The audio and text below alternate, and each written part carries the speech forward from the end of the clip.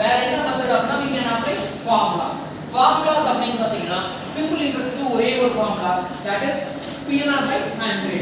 P னா principal amount, N னா number of years, R னா rate of interest. So P naught by 100. So 1000 into 3 into 10 divided by 100, that is 300 rupees.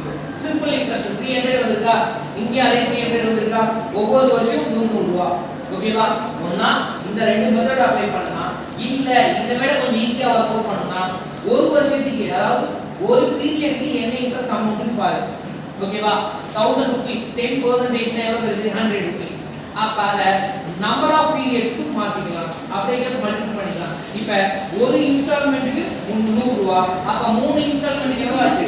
300 rupees. ஒரு வருஷத்துக்கு 100 ரூபாய். So just multiply the number of periods. Multiply பண்ணி என்ன வருது? 300 rupees. அப்படியே work out பண்ணலாம். Next one compound இன்ட்ரெஸ்ட்கான formula, compound interest = p into 1 plus r by 100 to the power of n minus p.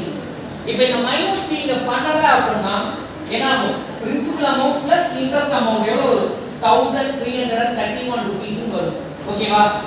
நமக்கு இன்ட்ரெஸ்ட் மட்டும் வேணும்னா என்ன பண்றோம்? இந்த பிரின்சிபல் அமௌண்ட்ட மைனஸ் பண்ணணும்.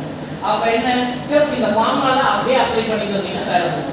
So 1000 into 1 plus 10 by 100 to the power of 3. Number of years 3 years, so minus 1000. அப்ப என்னாச்சு?